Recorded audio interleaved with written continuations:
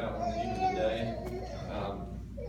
One of Dad's favorites was embarrassment is a wasted emotion.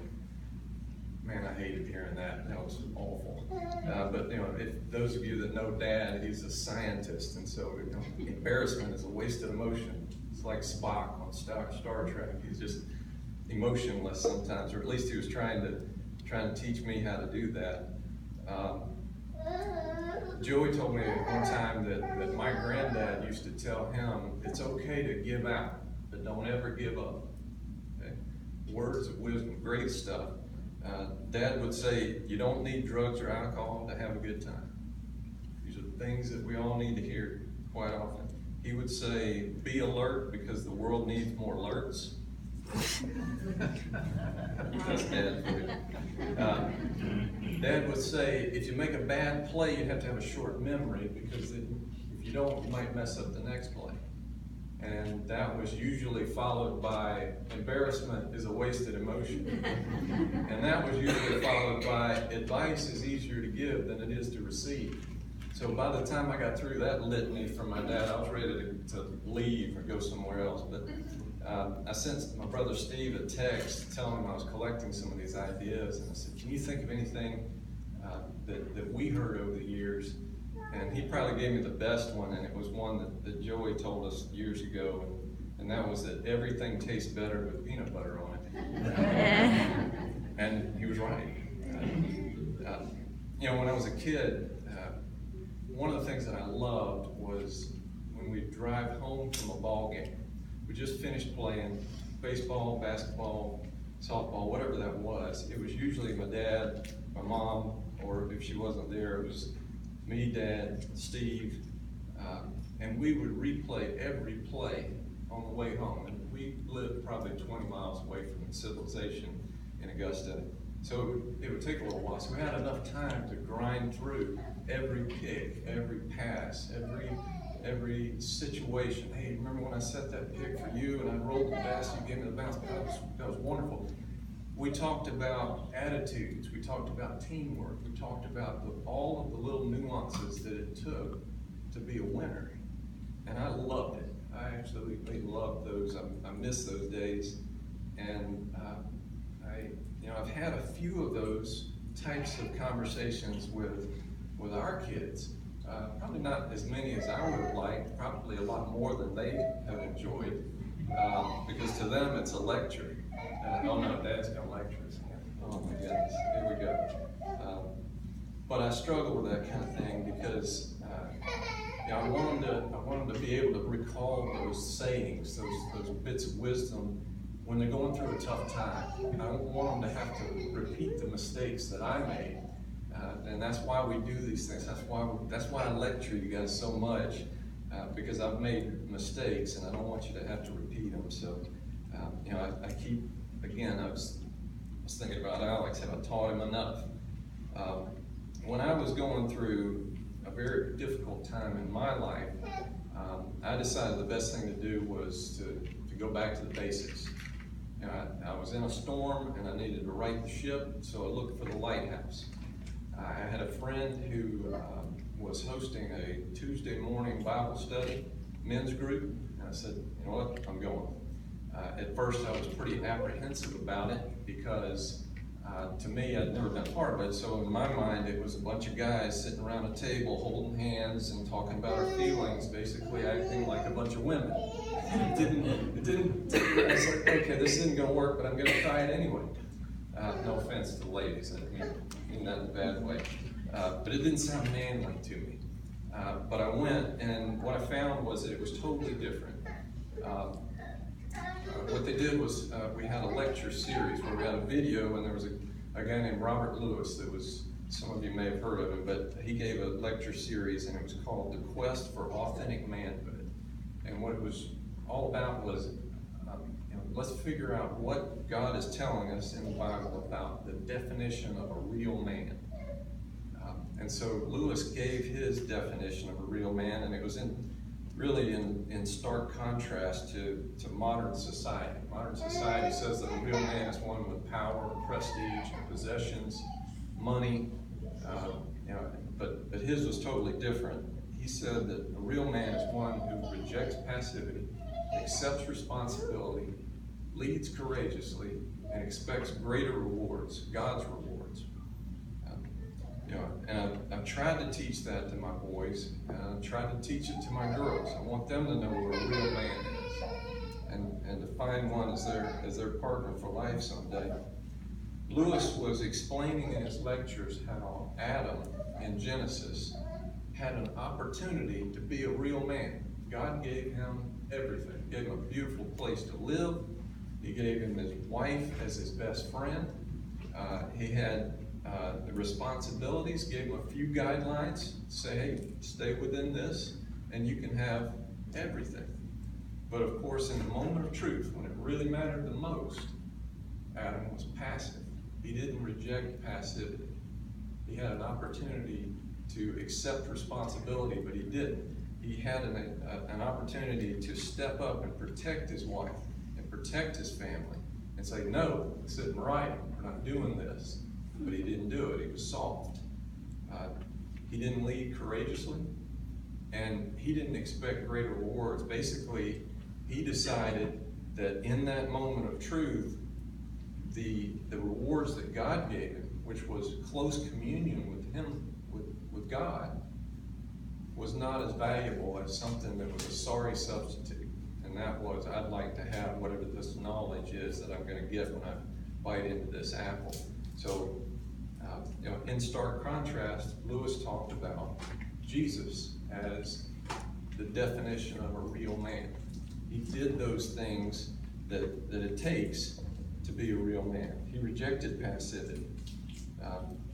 He could have chosen to just turn the stone into bread when he was hungry, but he didn't. He said, no, I got something bigger in mind. He accepted responsibility every day, all day. He was in close communion with God. And he said, you know what, God the Father, whatever your will is, that's what I want. That's what I want as what I'm going to do. He led courageously. The guy was under attack every day from people that wanted to knock him down. But because he was like the tree with its roots planted by the riverbank, he was in constant connection with the source of all of his strength and all of his courage and all of his manhood. And so he was able to weather any storm that came his way and do it in a tremendous way. And he expected greater rewards. All of the people around Jesus during that time, maybe not all of them, but a lot of them that knew him, said, this guy is going to bring Jerusalem back up to its political height. This guy is going to be a king. We want him to be the king.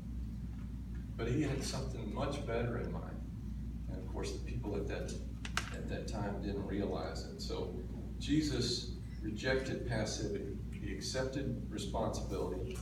He led courageously, and he expected greater rewards, God's rewards. And I hope we can all teach our sons the definition of a real man. And I hope we can model that in the principles that we try to live out every day.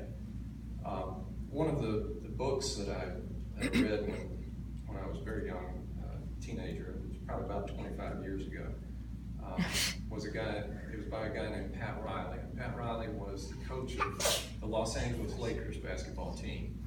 And in one of the chapters, he was talking about his dad, and he was talking about his relationship with his dad. And there was a point shortly after Pat had gotten married, and his dad was about to leave to go back home.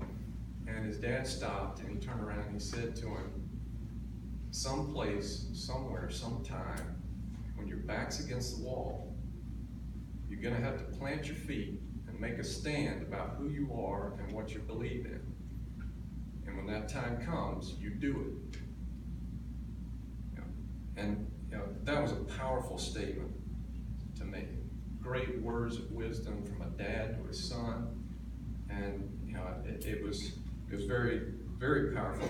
It was made even more powerful as I read on that was the last thing that his dad had said to him, because he passed away a couple of days later. So what an impactful moment that he was able to capitalize on and make a difference in the young man's life. And I thought about it last Saturday when we had to leave Alex at Georgia Southwestern. And I had been thinking about it, obviously, for a long time, and I taught him enough. Your mind kind of said, well, I'll never see him again. Here it is a week later, and we're spending time. But at that time, I was thinking, I need to say something that's really going to live with him for a long time. Something that they can carve into granite for generations to come, to be able to look back on and say, wow, remember what great-granddad said and all that. But that's what I had in mind. But when the moment came for us to leave, I knew I was going to miss him. And so I was kind of caught up, and I got a little choked up. I got a lump in my throat. And all I could muster up was, I love you and I'm proud of you. And I thought as I was driving away, wow, that was monumental. I love you and I'm proud of you. That's not exactly something that you would see when you go to Washington, D.C. up in the granite on the wall. I love you and I'm proud of you. But then again, maybe it should be. After all, wasn't that what God the Father said to Jesus when he was about to embark on his ministry? It's mentioned in Matthew, Mark, and Luke, but I chose to look at Luke chapter 3, verse 22 and 23, and I'll read it to you. When all the people were being baptized, Jesus was baptized too. And as he was praying, heaven was opened, and the Holy Spirit descended on him in bodily form like a dove. And a voice came from heaven, "You are my Son, whom I love. With you I am well pleased. You are my Son, whom I love. With you I am well pleased. I love you, and I'm proud of you." I don't think that God was just trying to make a big show when that happened. I don't think he was bragging to the people that were there, "Hey, it's my son. I'm proud of him." That's not what he was saying at all. What he was doing was he was giving his son exactly what he needed to hear. And at the same time, he was modeling for all of us dads what we need to tell our sons and our daughters. I love you, and I'm proud of you. I've always heard that the Bible holds all the answers to all of life's questions. But I don't think God has given us a quick reference manual. It's not an ancient version of Wikipedia or anything like Google, like, oh, let me check, what am I supposed to do? How do I make my son a man? It's really not that. There's no chapter in it about how do we teach our kids to be real men and real women. But what I think he really gives us is an opportunity to get to know him. And the more we know him, the more we know how much he loves us, the more we understand, the more we understand how much he loves us, the more we can do the things that we do that much better, with that much more comfort and confidence. One of my favorite verses is John 10:10, and it's, "The thief comes only to steal, kill, and destroy, but I have come that they might have life." And I really believe that that's what he's trying to teach us. God wants us, for every one of us to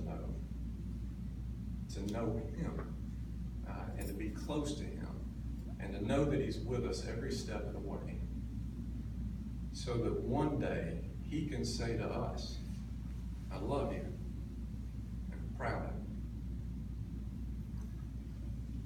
Let's close in prayer.